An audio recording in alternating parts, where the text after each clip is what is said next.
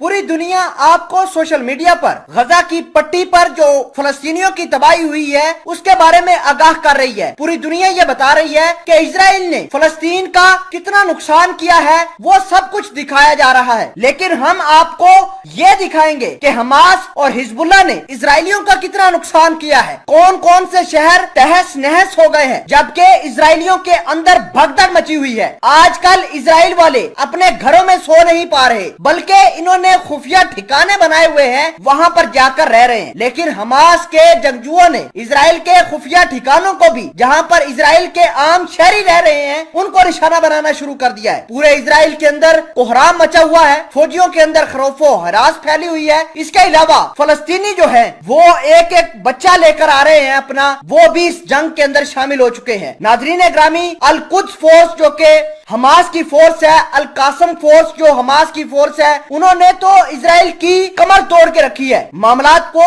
एक एक करके बड़े आसान अल्फाज में आपके साथ शेयर करेंगे। छोटी सी गुजारिश है कि आप हमारा यूट्यूब चैनल हसनात टीवी को सब्सक्राइब कर लें, घंटी के निशान को दबा लें, ताकि लेटेस्ट न्यूज आप तक बर वक्त पहुंचती रहे। दोस्तों, सबसे पहले आपको ये बता देते हैं कि अभी लेटेस्ट तरीन न्यूज ये है कि हमास के अल कुद्स फोर्स और अल कासम फोर्स ने इजराइल के कोस्टल सिटी जिसका नाम अशलोन है उस पर कार्रवाई की है। 2 मिनट के अंदर 70 फायर किए हैं उन्होंने मिसाइल, जबकि 5 मिनट के अंदर 135 मिसाइल इजराइल के इस कोस्टल शहर जिसका नाम अशलोन है उसको हमले करके तबाह कर दिया है। इजराइल के अंदर यहूदियों के अस्पताल बिल्कुल फिल हो गए हैं, कोई भी गुंजाइश नहीं है कि नए जख्मी या कोई नए जो डेड बॉडी है वो लाकर अस्पतालों के अंदर रखा जाए। इसके अलावा बड़ी अहम बात यह है कि इजराइल के अंदर 500 से 700 गाड़ियां तबाह होकर रह गई हैं। इनमें ज्यादातर गाड़ियां फौजियों की गाड़ियां थी जो लॉजिस्टिक के लिए इस्तेमाल होती थी या फौज की मूवमेंट के लिए इस्तेमाल होती थी, वो सारी की सारी तबाह हो गई हैं। इसके अलावा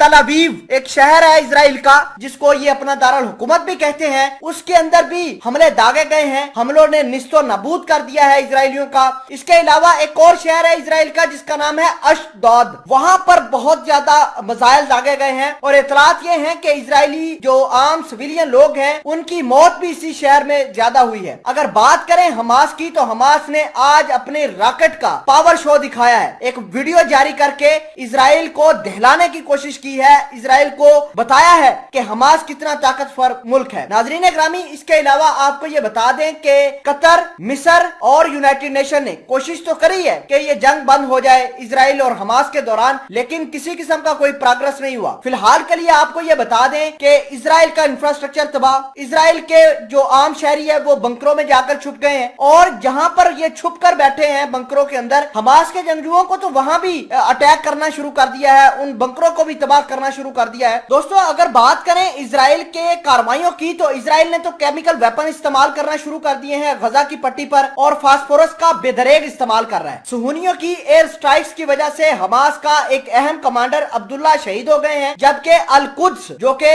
हमास की एक तंजीम है उसके 41 से ज्यादा जंगजू शहीद हो चुके हैं। नाजरीन ग्रामी, ये पूरी की पूरी तबाही जो अशकुलान, अशदोद और तल अवीव के अंदर इजरायली शहरियों के अंदर हुई है, ये बेसिकली किसी मुल्क ने नहीं बल्कि आम छोटे से एक जंगजू ग्रुप ने की है।